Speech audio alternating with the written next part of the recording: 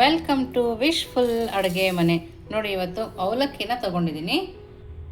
ನೋಡಿ, ಇಲ್ಲಿ ನಾನು ಮೀಡಿಯಮ್ ಅವಲಕ್ಕಿನ ತೊಗೊಂಡಿದ್ದೀನಿ. ಮೀಡಿಯಮ್ ಅವಲಕ್ಕಿಯಿಂದ ಒಂದು ಸೂಪರ್ ಆಗಿರೋ ರೆಸಿಪಿನ ಮಾಡ್ಬೋದು, ಹಾಗೆಯೇ ದಿಢೀರಂತ ಕೂಡ ಮಾಡ್ಬೋದು. ಹೇಗೆ ಮಾಡೋದು ನೋಡೋಣ ಬನ್ನಿ. ನಾನಿಲ್ಲಿ ಒಂದು 3/4 ಬೌಲ್ ಆಗುವಷ್ಟು ಅವಲಕ್ಕಿನ ತೊಗೊಂಡಿದ್ದೀನಿ. ಈ ಅವಲಕ್ಕಿನ ಚೆನ್ನಾಗಿ ತೊಳ್ಕೊಂಡು ಬರೋಣ. 2ರಿಂದ 3 ಸರಿ ನೀಟಾಗಿ ವಾಶ್ ಮಾಡ್ಕೊಂಬರ್ಬೇಕು. ನೋಡಿ, ವಾಶ್ ಮಾಡ್ಕೊಂಡು ಬಂದಮೇಲೆ ಇದಕ್ಕೆ ಅವಲಕ್ಕಿ ಮುಳುಗೋವರೆಗೆ ನೀರು ಹಾಕಿ ಇದನ್ನು ನೆನೆಯೋಕ್ಕಿಡೋಣ. ನೋಡಿ, ಇದನ್ನು ಪಕ್ಕಕ್ಕಿಟ್ಟು ನೆಕ್ಸ್ಟ್ ಏನು ಮಾಡೋದು ನೋಡೋಣ ಬನ್ನಿ. ನೋಡಿ, ಇವಾಗ ಇನ್ನೊಂದು ಬೌಲ್ ತಗೊಂಡು ನಾವು ಉಪ್ಪಿಟ್ಟು ಮಾಡ್ತೀವಲ್ಲ ಆ ರವೆನ ತೊಗೊಂಡಿದ್ದೀನಿ. ನೀವು ಚಿರೋಟಿ ರವೆ ಬೇಕಿದ್ರೂ ತೊಗೋಬೋದು. ನೋಡಿ, ಉಪ್ಪಿಟ್ಟಿನ ರವೆನೂ ಕೂಡ ನೋಡಿ ನೀರು ಹಾಕಿ ನೆನೆಸ್ಕೊಬೇಕು. ನಾವು ಇದಕ್ಕೆ 1.5 ಗ್ಲಾಸ್ ನೀರನ್ನು ಹಾಕ್ಕೊಳ್ತಾ ಇದ್ದೀನಿ. ನೋಡಿ, ಈ ಥರ ನೀರು ಹಾಕಿದ್ಮೇಲೆ ಇದನ್ನು ಕೂಡ ಪಕ್ಕಕ್ಕೆ ಎತ್ತಿಡೋಣ. ನೆಕ್ಸ್ಟ್ ಏನು ಮಾಡೋದು ನೋಡೋಣ ಬನ್ನಿ. ನೋಡಿ, ನಾವು ಮೀಡಿಯಮ್ ಅವಲಕ್ಕಿ ತಗೊಂಡಿರೋದ್ರಿಂದ ಅವಲಕ್ಕಿಯಾಗಿ ಎಷ್ಟು ಸಾಫ್ಟ್ ಆಗಿದೆ ನೋಡಿ. 5 ನಿಮಿಷ ರವೆ ನೆನೆಸೋದ್ರೊಳಗೇ ಇದು ಸಾಫ್ಟ್ ಆಗುತ್ತೆ. ಇವಾಗ ಇದರಲ್ಲಿ ನೀರನ್ನು ತಕ್ಕೊಳ್ಳೋಣ. ನೀರನ್ನು ತಕ್ಕೊಂಡು ನೋಡಿ, ಒಂದು ಮಿಕ್ಸಿ ಜಾರ್ನ ತಗೊಂಡು ಅವಲಕ್ಕಿನ ಹಾಕೋಬೇಕು. ನೋಡಿ, ಅವಲಕ್ಕಿ ಹಾಕೊಂಡ್ಮೇಲೆ ನಾನಿಲ್ಲಿ 1 ಕಪ್ ಆಗುವಷ್ಟು ಮೊಸರನ್ನ ಹಾಕ್ಕೊಂಡಿದ್ದೀನಿ. ಹಾಗೆಯೇ ಅದೇ ಬೌಲಿಗೆ ಸ್ವಲ್ಪ ನೀರನ್ನು ಹಾಕ್ಕೊಂಡು ಸಣ್ಣದಾಗಿ ನಾವು ಇದನ್ನು ರುಬ್ಕೊಂಬರೋಣ. ನೋಡಿ, ಇವಾಗ ಇದನ್ನು ರುಬ್ಕೊಂಬಂದಿದ್ದೀವಲ್ಲ, ಇದನ್ನು ಇವಾಗ ಒಂದು ಬೌಲ್ ಒಳಗಡೆ ಹಾಕೋಣ. ನೋಡಿ, ತುಂಬ ಸಣ್ಣದಾಗಿ ನಾನು ರುಬ್ಕೊಂಬಂದಿದ್ದೀನಿ. ನೋಡಿ, ಇವಾಗ ಇದನ್ನು ಪಕ್ಕಕ್ಕೆ ಎತ್ತಿಟ್ಟು ರವೆ ಕೂಡ ನೆಂದಿದೆ. ನೋಡಿ, ಈ ರವೆನ ಈ ಥರ ನೀಟಾಗಿ ತೆಗೆದು ಚೆನ್ನಾಗಿ ಹಿಂಡ್ಕೋಬೇಕು. ನೋಡಿ, ಸ್ವಲ್ಪನೂ ನೀರಿಲ್ಲದೆ ಇರೋ ಥರ ನಾವು ಇದನ್ನು ಹಿಂಡ್ಕೊಂಡು ಚೆನ್ನಾಗಿ ಹಿಂಡಿ ಈ ರವೆನ ಇದರೊಳಗಡೆ ಹಾಕ್ಕೋಬೇಕು.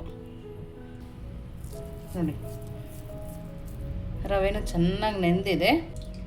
ಎಲ್ಲ ರವೆನೂ ಈ ಥರ ಹಾಕ್ಕೊಂಬರೋಣ. ನೋಡಿ, ರವೆ ಎಲ್ಲ ಹಾಕಿದ್ಮೇಲೆ ಚೆನ್ನಾಗಿ ಇದನ್ನು ಕಲಿಸ್ಕೊಳ್ಳೋಣ. ಚೆನ್ನಾಗಿ ಬೀಟ್ ಮಾಡಬೇಕು, ಆವಾಗಲೇ ನಮ್ಮ ರೆಸಿಪಿ ಸೂಪರಾಗಿ ಬರೋಕ್ಕೆ ಸಾಧ್ಯ. ನೀವಿನ್ನೂ ನಮ್ಮ ವಾಟ್ಸಪ್ ಗ್ರೂಪಿಗೆ ಜಾಯಿನ್ ಆಗಿಲ್ಲ ಅಂದರೆ ವಿಶ್ಫುಲ್ ಅಡುಗೆ ಮನೆ ವಾಟ್ಸಪ್ ಗ್ರೂಪಿಗೆ ಜಾಯಿನ್ ಆಗೋದನ್ನು ಮರಿಬೇಡಿ. ನಿಮ್ಮ ಮನೇಲೂ ಈ ಥರ ಮಾಡ್ತಾಯಿದ್ರೆ ಇನ್ನೂ ಏನು ಆ್ಯಡ್ ಮಾಡ್ತೀರಾ ಅಂಥೇಳಿ ಕಮೆಂಟ್ ಮೂಲಕ ತಿಳಿಸಿ. ನೋಡಿ, 1 ಗಂಟೆ ಇಲ್ಲದೆ ಇರೋ ಥರ ಇದನ್ನು ರೆಡಿ ಮಾಡ್ಕೊಂಡಿದ್ದೀನಿ. ಇವಾಗ ಇದಕ್ಕೆ ರುಚಿಗೆ ತಕ್ಕಷ್ಟು ಉಪ್ಪನ್ನು ಹಾಕ್ಕೊಳ್ತಾ ಇದ್ದೀನಿ. ಹಾಗೆಯೇ ಇಲ್ಲಿ 1 ಪ್ಯಾಕೆಟಷ್ಟು ಈನನ್ನು ಹಾಕ್ಕೊಳ್ತಾ ಇದ್ದೀನಿ. ನೀವು 1 ಸ್ಪೂನ್ ಬೇಕಿದ್ರೂ ಹಾಕ್ಕೋಬೋದು. ಇದಕ್ಕೆ ಮೇಲೆ ಸ್ವಲ್ಪ ನೀರನ್ನು ಹಾಕಿ ಈ ಥರ ಚೆನ್ನಾಗಿ ಕೈ ಆಡಿಸ್ಕೊಳ್ಳೋಣ.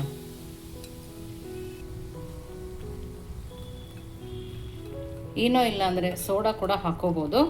ಇಲ್ಲ ಅಂದರೆ ಒಂದು 2 ಅವರ್ ಹಾಗೆ ಬಿಟ್ಟು ಹಾಗೆ ಕೂಡ ನೀವು ಮಾಡ್ಕೊಬೋದು. ನೋಡಿ, ಇವಾಗ ಚೆನ್ನಾಗಿ ರೆಡಿಯಾಗಿದೆಯಲ್ಲ, ಇದನ್ನು ಒಂದು 10 ನಿಮಿಷ 10ರಿಂದ 15 ನಿಮಿಷ ಪಕ್ಕಕ್ಕೆ ಎತ್ತಿಟ್ಟು ನೆಕ್ಸ್ಟ್ ಏನು ಮಾಡೋದು ನೋಡೋಣ ಬನ್ನಿ. ನೋಡಿ, ಇಲ್ಲಿ ಒಂದು ಪ್ಯಾನ್ನ ತೊಗೊಂಡಿದ್ದೀನಿ. ಪ್ಯಾನ್ಗೆ 2 ಸ್ಪೂನ್ ಆಗುವಷ್ಟು ಎಣ್ಣೆನ ಹಾಕ್ಕೊಂಡಿದ್ದೀನಿ. ಹಾಗೆಯೇ ಒಂದು 2 ಸ್ಪೂನ್ ಆಗುವಷ್ಟು ಕಡಲೆಬೇಳೆನ ಹಾಕೋಣ. ಹಾಗೆಯೇ ಮತ್ತೆ 2 ಸ್ಪೂನ್ ಆಗುವಷ್ಟು ಉದ್ದಿನ ಕಾಳು. ನೋಡಿ, ಇಷ್ಟನ್ನು ಮೀಡಿಯಮ್ ಫ್ಲೇಮಲ್ಲಿ ಇಟ್ಕೊಂಡು ಚೆನ್ನಾಗಿ ಫ್ರೈ ಮಾಡ್ಕೊಬೇಕು. ನಮಗಿದು ಕೆಂಪಾಗಬೇಕು, ಅಲ್ಲಿ ತನಕ ನಾವು ಇದನ್ನು ಫ್ರೈ ಮಾಡ್ಕೊಳ್ಳೋಣ. ನೋಡಿ, ತೀರಾ ಫ್ರೈ ಆಗುವಾಗ ಒಂದು ಕರ್ಬೇವಿನ ಸೊಪ್ಪು ಕಡ್ಡಿನ ಹಾಕೋಣ. ನೋಡಿ, ಕರ್ಬೇವಿನ ಸೊಪ್ಪು ಜಾಸ್ತಿ ಇದ್ದರೆ ಕೂಡ ಹಾಕೋಬೋದು. ಸ್ಮೆಲ್ಲಂತೂ ಸೂಪರಾಗಿ ಬರ್ತಾಯಿದೆ. ನೋಡಿ, ಇವಾಗ ಕಲರ್ ಕೂಡ ಚೇಂಜ್ ಆಗ್ತಾಯಿದೆ. ನೋಡಿ, ಇವಾಗ ಕರ್ಬೇವಿನ ಸೊಪ್ಪು ಕೂಡ ಕ್ರಿಸ್ಪಿ ಆಗಿದೆ. ಇವಾಗ ನಾವು ಇದನ್ನು ಒಂದು ಬೌಲಿಗೆ ತಕ್ಕೊಳ್ಳೋಣ. ನೋಡಿ, ಇದೆಲ್ಲದನ್ನು ತಕ್ಕೋಬೇಕು.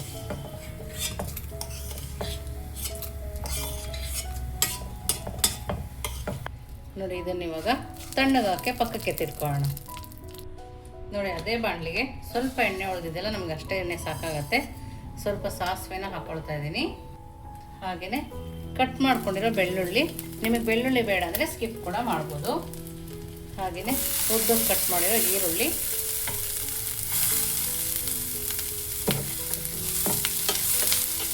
ಇಷ್ಟನ್ನು ಹಾಕಿ ಲೋ ಫ್ಲೇಮಲ್ಲಿ ಇಟ್ಟು ನಾನು ಈರುಳ್ಳಿನ ಫ್ರೈ ಮಾಡ್ಕೊಳ್ತಾ ಇದ್ದೀನಿ.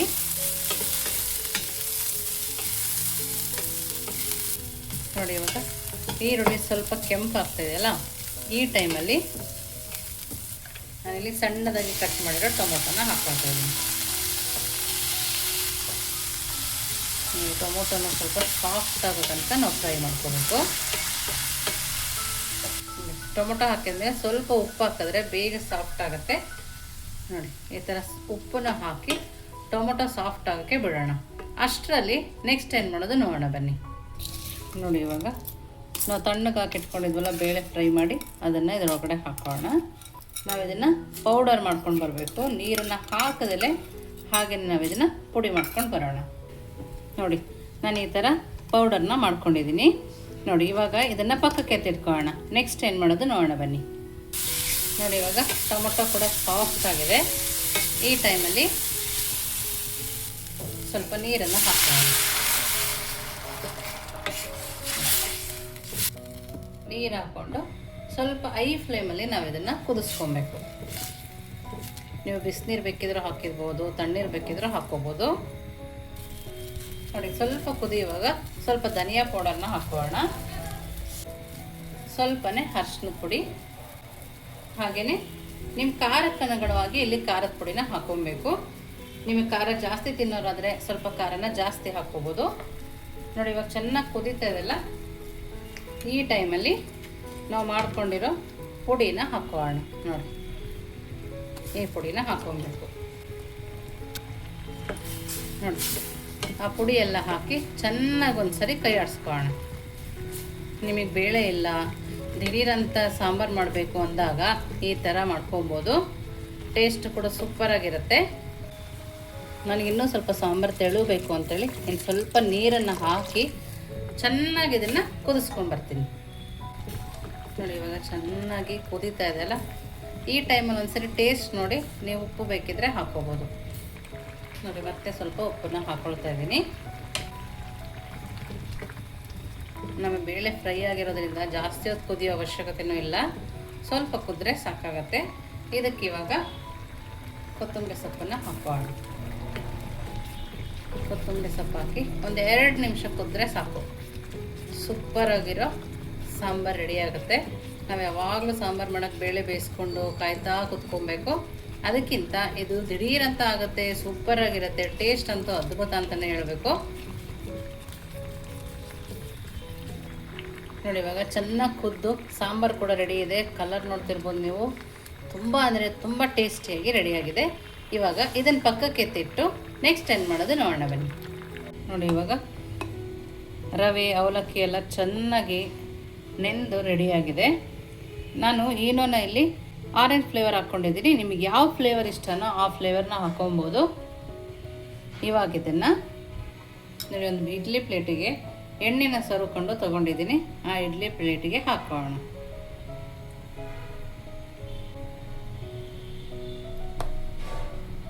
ನೋಡಿ ಒಂದೊಂದು ಸೌಟ್ ಹಾಕಿದ್ರೆ ಸಾಕಾಗುತ್ತೆ.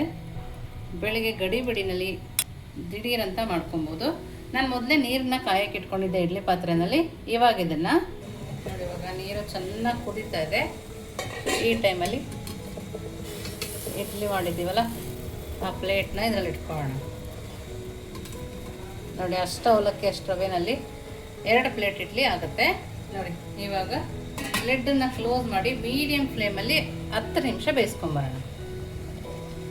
ನೋಡಿ ಇವಾಗ ಇಡ್ಲಿ ಚೆನ್ನಾಗಿ ಬೆಂದು ರೆಡಿಯಾಗಿದೆ. ನಿಮಗೆ ಡೌಟ್ ಇದ್ದರೆ ನೋಡಿ ಈ ಥರ ಫೋರ್ಕಲ್ಲಿ ಚುಚ್ಚಿ ನೋಡ್ಕೊಬೋದು. ಇವಾಗ ಸ್ಟವನ್ನು ಆಫ್ ಮಾಡಿ ಸ್ವಲ್ಪ ತಣ್ಣಗಾಕಿ ಬಿಡೋಣ. ಸ್ವಲ್ಪ ತಣ್ಣಗಾಗಿದೆ. ಇವಾಗ ನೋಡಿ ನಮ್ಗೆ ಅಕ್ಕಿ ಇಡ್ಲಿನೂ ಬೇಕಾಗಲ್ಲ, ಅಷ್ಟು ಸಾಫ್ಟಾಗಿ ಅಷ್ಟು ಚೆನ್ನಾಗಾಗಿದೆ. ನೋಡ್ತಾ ಇದ್ದೀರಲ್ಲ, ನೋಡಿ ತುಂಬ ಚೆನ್ನಾಗಾಗಿದೆ ಇಡ್ಲಿ. ನೋಡಿ ಎಲ್ಲ ಇಡ್ಲಿನೂ ಅದೇ ಥರ ಬರುತ್ತೆ. ನೋಡ್ತಾ ಇದ್ದೀರಲ್ಲ, ದಿಢೀರಾಗಿ ಮಾಡ್ಕೊಬೋದು. ಇಡ್ಲಿ ತಿನ್ನಬೇಕು ಅಂದಸ್ದಾಗ ಕೂಡ ಮಾಡ್ಕೊಬೋದು. ಸಂಜೆ ಟೈಮ್ ಬಂದು ಮಾಡೋಕ್ಕೆ ಬೇಜಾರಾದರೂ ಕೂಡ ಇದನ್ನು ನಾವು ಮಾಡ್ಕೊಬೋದು. ಬಿಸಿ ಬಿಸಿ ಇಡ್ಲಿ ರೆಡಿ ಇದೆ.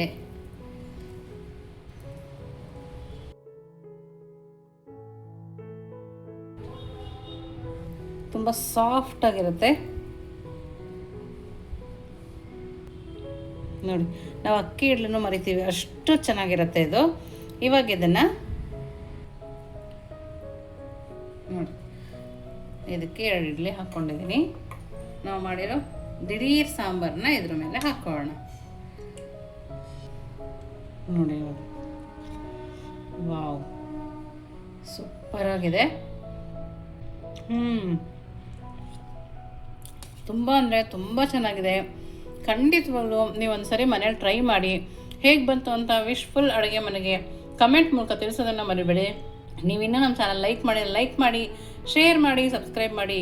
ವಿಶ್ಫುಲ್ ಅಡುಗೆ ಮನೆಗೆ ಥ್ಯಾಂಕ್ ಯು.